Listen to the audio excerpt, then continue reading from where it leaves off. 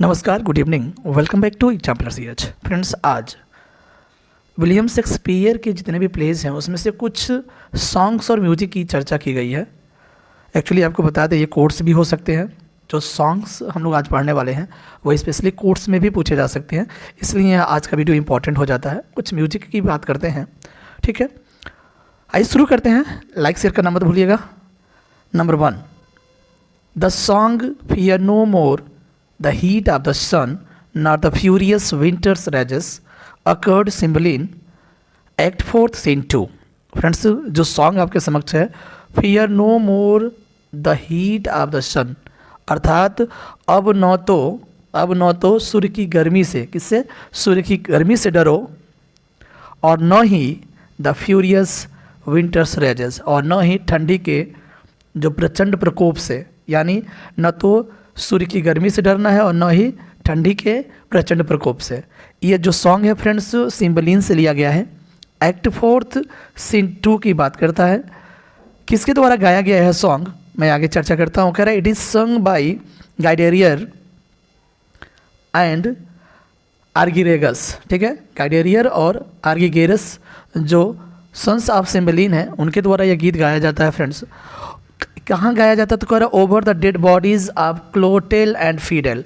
क्लोटेल और फीडल के dead bodies पर यह गाया गया गीत है।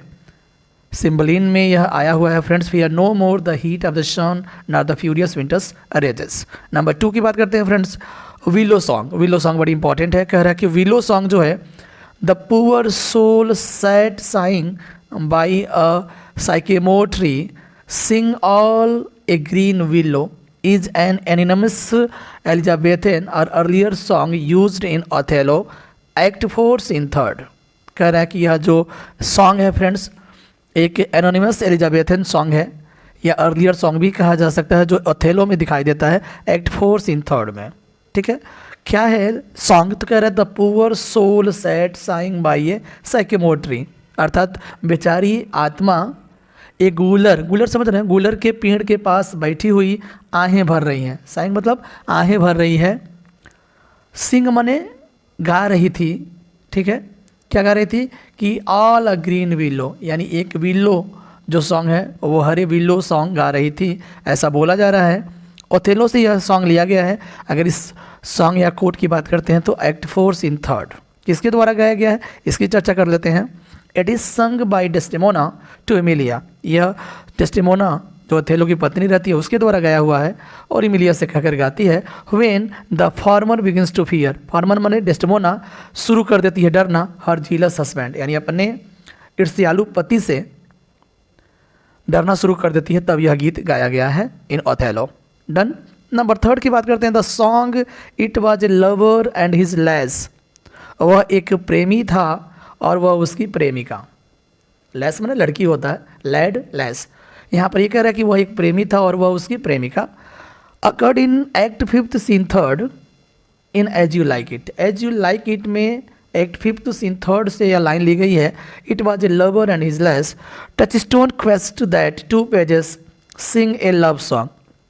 फ्रेंड्स, यहाँ बता रहा है कि टच स्टोन जो है उसकी एक इच्छा है कि 2 लोग एक प्रेम गीत को गाएं। 2 लोग, 2 पेजेस मतलब लोग, सिंग ए लव सॉन्ग, एक प्रेम गीत गाएं।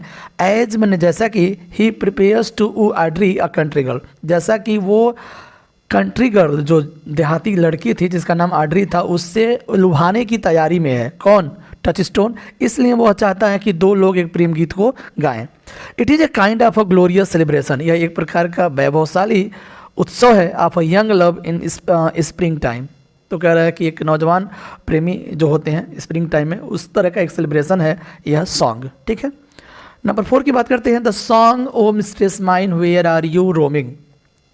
मिस्ट्रेस माने मालकिन होता है, या मालकिन समझ रहे हैं ना, वो मिस्ट्रेस मतलब स्वामिनी कह सकते हैं। ओ स्वामिनी मेरी, वेयर आर यू रोमिंग, तुम कहाँ घूम रही हो। ये जो लाइन है फ्रेंड्स एक्ट 2 सीन 3 से लिया गया है, 12th नाइट, ठीक है। 12th नाइट से लिया गया लाइन है। O mistress mine where are you roaming. आगे कह रहे कि Feste the clown sings the song, अच्छा, इस सॉन्ग को कौन गाता है? तो फेस्टे है, कह रहे हैं कि क्लोन है जो इस गीत को गाता है।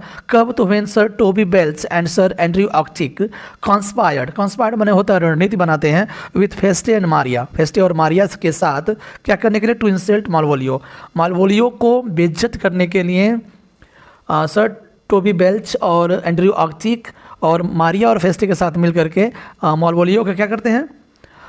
इंसल्ट करने के लिए तैयार रहते हैं। उस समय फेस्टे के द्वारा यह गीत गाया गया है। नंबर 5 की बात करते हैं। The song when gripping grip the heart doth wound. गीत है फ्रेंड्स जब दुख जो है घेर लेता है, जब दुख जो है फ्रेंड्स जकड़ लेता है और तब कह रहा है कि हार्ट जो है घायल हो जाता है, यानी हार्ट यानी हृदय जो है फ्रेंड्स वो घायल हो जाता है।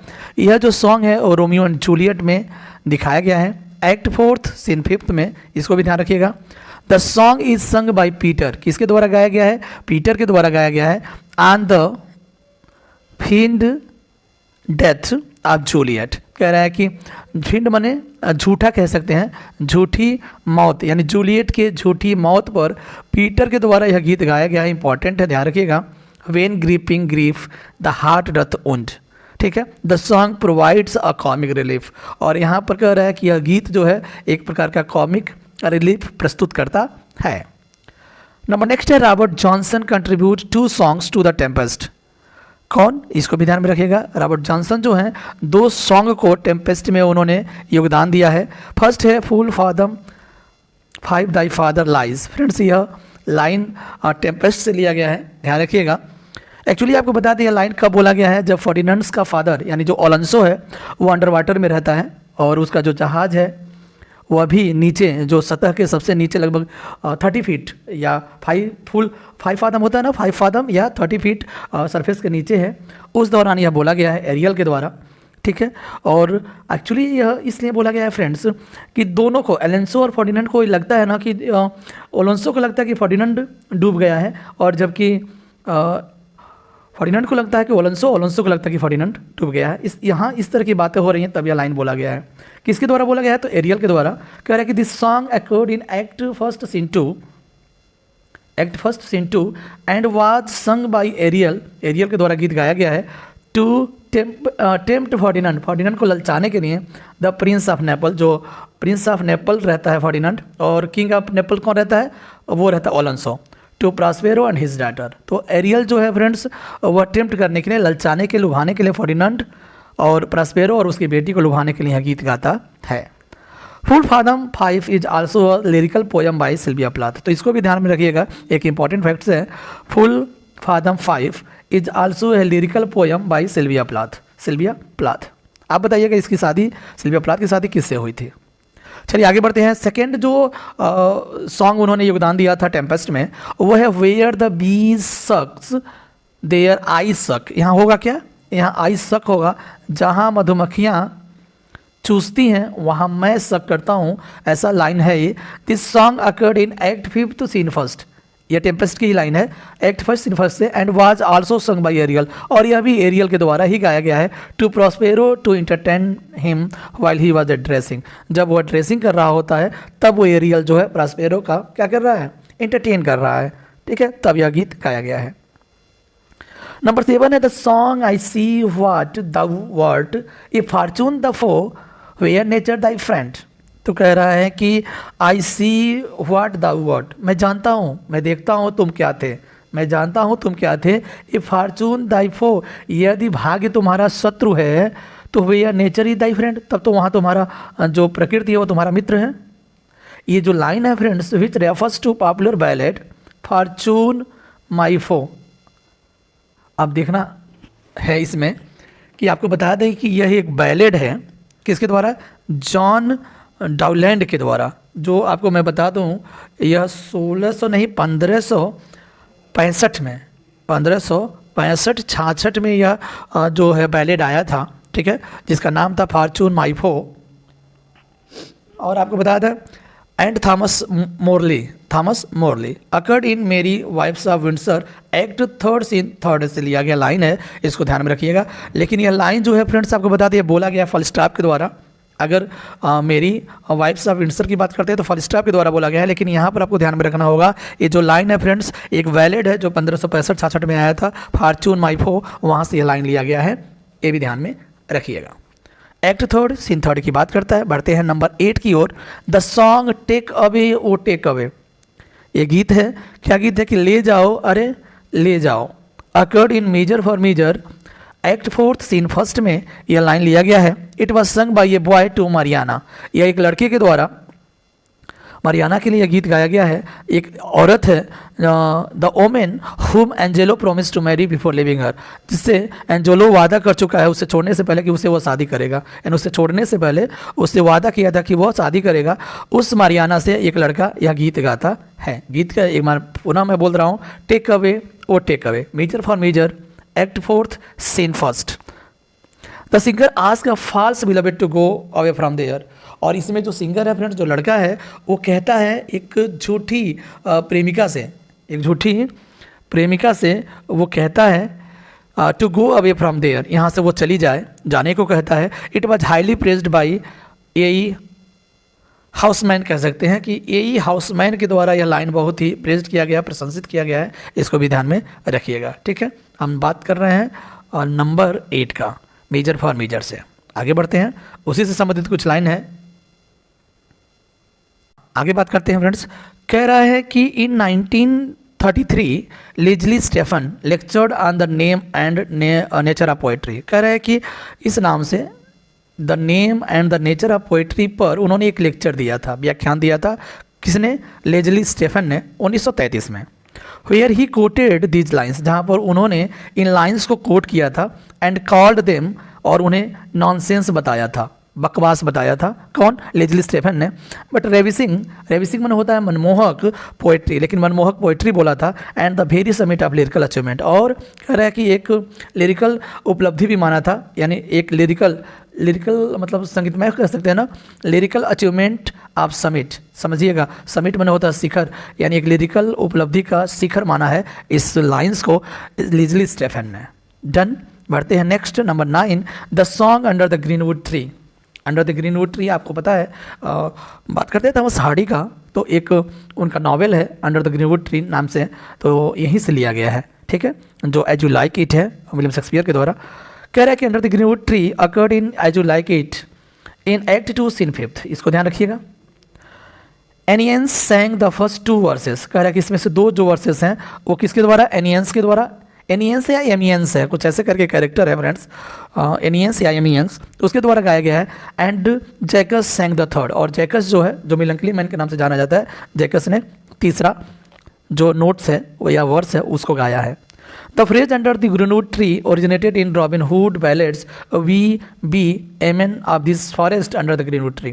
खैर कि जो लाइन है friends under the greenwood tree, वो कहाँ से? रॉबिन हुड के बैलेड से यह लिया गया है, जिसका हम बोल सकते हैं कि we be yeomen of this forest under the greenwood tree. इसका मतलब यह होगा फ्रेंड्स कि हम इस जंगल के मनुष्य हैं, और एक जो हम वृक्ष के नीचे जो अंडर ट्री है, ग्रीन ट्री है, उसके नीचे हैं, इस तरह का वो बैलेट है, और उस बैलेट से ये लाइन लिया गया है अंडर द ग्रीनवुड ट्री।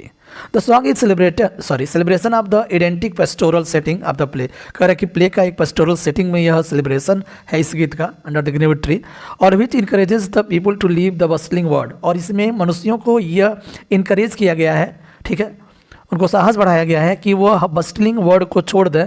क्या करें? लोगों से यह इनकरेज किया गया कि वो बस्टलिंग मतलब भीड़ भाड़ वाला दुनिया, यानी हलचल भरी दुनिया को छोड़ दें। आप the court and to come and enjoy the paradise in the woods, और जंगलों में जो स्वर्ग है उसको वो लोग आएँ और आनंद लें, ऐसा इसमें बोला गया है। उस अंडर द ग्रीनवुड ट्री जो है उसकी बात हम कर रहे हैं, ठीक है, अंडर द ग्रीनवुड ट्री में ऐसा बोला गया है। नंबर 10 की बात कर लेते हैं friends. The song when Daisy pied and the violets blow, यहाँ ये लाइन ध्यान रखिएगा। कह रहे हैं कि जब डेजी जो फ्लावर है ना वो चितकबरे कलर की हो जाए, और तो वायलेट्स है ना वो ब्लू कलर के हो जाए, ये गीत है, और यह गीत है लव्स नेवर लॉस्ट से लिया गया line. It is also known as spring, और यह स्प्रिंग के रूप में भी जाना जाता है। And details the description of spring and is scenic beauty, और इसमें जो बसंत ऋतु है उसका डिस्क्रिप्शन और जो सुंदर ब्यूटी, सुंदरता, जो सुंदरतम दृश्य है उसको इसमें अच्छे से विवरण दिया गया है। करे it is sung about the wives, किसके बारे में यह गीत गाया गया है, उन पत्नियों के ने गीत गाया है, cheating on their husband during the spring. और कह रहा है कि बसंत ऋतु में जब उन हस्बैंड के द्वारा, ठीक है, जो वाइफ्स चीटिंग करती हैं अपने हस्बैंड के द्वारा, उन पर यह बोला गया, उन पत्नियों के लिए बोला गया है, गाया गया है गीत। आगे कह रहे the song blow blow the winter wind, बड़ी अच्छी कविता है ये सॉन्ग, इसको ध्यान रखिएगा। एज यू लाइक इट से लिया गया है फ्रेंड्स, एक्ट 2 से 7 की बात करता है। कह रहा है कि लॉर्ड एमियंस, देखिए यही मैं कह रहा था, लॉर्ड एमियंस, एनियंस नहीं है, एमियंस ही है, अ म्यूजिशियन जो एक संगीतकार हैं, sings before Duke seniors company, और किसके सामने, ड्यूक सीनियर्स कंपनी के सामने यह गीत गाते हैं, blow blow the winter wind. आपको बता दें फ्रेंड्स, कह रहा है कि जितना तुम ठंडी बरपा लो, कहर बरपा लो, लेकिन मेरे सीने में जो दर्द है ना वो कभी ख़त्म नहीं हो सकता, कभी तुम्हारे से जो तुम कहर बरपाओगे मेरे ऊपर, जितना तुम दर्द दोगे मुझे, उससे कहीं ज़्यादा मेरे सीने में है। इस तरह का ये पोयम है blow blow the winter wind. कह रहा है कि it is a lyrical poem about life and foolishness, और कह रहा है कि यह जीवन और मूर्खता पर बेस्ड एक पोयम है। It was first included in the play in the first folio. कह रहा है कि यह जो शामिल किया गया था प्ले में, फर्स्ट फोलियो जो 1623 में आता है, उसमें यह शामिल किया गया था। आगे कह रहा है कि it is about negative attribute of human beings, और कह रहा है कि इसमें जो नेगेटिव एट्रीब्यूट को दिखाया गया है ह्यूमन बींग्स के, and presents a stark contrast, और एक विरोधाभास चित्रण को दिखाया गया है ह्यूमन नेचर के बारे में, with the harsh winter wind and along the winter realities of human life. मैंने बता दिया ना कि मानव जीवन से संबंधित जो रियलिटीज़ है उसके बारे में दिखाया गया कि जितना भी तुम कहर बरपा लो, और मेरे अंदर का जो सीने में जो दर्द है ना वो कभी ख़त्म नहीं होगा, मतलब उससे ज़्यादा तुम नहीं दर्द दे सकते मुझे। कुछ इस तरह का पोयम है यह। It is also about fake friendship that brings pain to someone, और कह रहा है कि एक झूठी मित्रता के बारे में भी है जो लोगों को दर्द देता है, किसी को दर्द देता है, ये भी ध्यान में रखिएगा। नंबर 12 की बात करते हैं, the song when I was a little teenage, जब मैं बहुत छोटा था, ये भी एज यू लाइक इट से लिया गया है। It is the part of epilogue है इन एक्ट 5 सीन 1 में, ठीक है। इट इज़ एज्यूम्ड दैट, यह माना जाता है कि रॉबिन आर्मिन जो है फ्रेंड्स, आर नोटेड सिंगर, एक विख्यात सिंगर है, क्लाउन है, and the first actor to play Feste compose this song, और ऐसा फर्स्ट एक्टर है to play Feste compose this song, यानी पहले ऐसे एक्टर हैं जो कंपोज किए गए इस सॉन्ग को। It is kind of version of all the words is stages, कह रहा है कि जो जैकस के द्वारा बोला गया था ना, all the word is a stage, उसी का एक वर्जन है, एक प्रकार का वर्जन है। The wind and rain are symbols of the life hardship, और कह रहा है कि जीवन के जो कठिनाइयाँ होती है ना, वह विंड और रैन जो है इसमें एक प्रतीक के रूप में दिखाया गया है। नंबर 13 की बात कर लेते हैं, the song sigh no more ladies, कह रहे occurred in much ado about nothing, act 2 scene 3, ये भी इंपॉर्टेंट है, ध्यान रखिएगा। Balthazar addresses Don Pedro and sings this song to console all the girls who have been hurt by men's cheating, और Balthazar Don Pedro को address करते हुए यह गीत गाता है और उन सभी लड़कियों को सांत्वना देने की कोशिश करता है जो अपने पुरुष से या अपने प्रेमी से हर्ट हुई हैं, दुख उनको हुआ है, ठीक है, जो ठुकराई गई हैं, उनके द्वारा उनके सांत्वना के लिए यह गीत गाया गया है बाल्थाजार के द्वारा, ठीक है फ्रेंड्स। आगे बढ़ते हैं, इन अ चीयरफुल लिटिल ट्यून, और इसमें छोटे से ट्यून में, गीत में, ही ब्लेम्स मेंस नेचर, वह आरोप लगाता है पुरुषों के प्रकृति के बारे में, फॉर दियर इन डिस्क्रेशन है, डिस्क्रेशन का मतलब होता है जो अविवेक पूर्णता बोलते हैं उनके लिए, एंड इनकरेज गर्ल्स, और इसमें साहस बढ़ाता है उन लड़कियों को, अवॉइड डिप्रेशन, ताकि वो अवसाद में न जाए, and not gate hung on the these cheaters, और इसमें क्या बोलते हैं जो बचने के लिए इन धोखेबाज लड़कों से, उनके क्या बोलते हैं, उनके पाले में, उनके झांसे में न आने के लिए वो कहता है, but carry on with their lives, लेकिन कहता है आगे बाल्थाजार कि on with their lives in a positive and happy frame of mind, अर्थात वो कह रहा है कि बल्कि सकारात्मक रूप से वह प्रसन्नतापूर्वक अपना जीवन बिताने को प्रोत्साहित करता है इस सॉन्ग में। इसको ध्यान में रखिएगा, किसके द्वारा, बाल्थाजार के द्वारा यह बोला गया है, स्पेशली डॉन पेड्रो को संबोधित करते हुए, ठीक है फ्रेंड्स। ये कुछ सॉन्ग्स थे जो विलियम शेक्सपियर के द्वारा लिखे गए कुछ नाटकों में से कुछ सॉन्ग्स थे। आई होप अच्छा लगा होगा। मिलते हैं नेक्स्ट वीडियो में, बाय बाय, टेक केयर।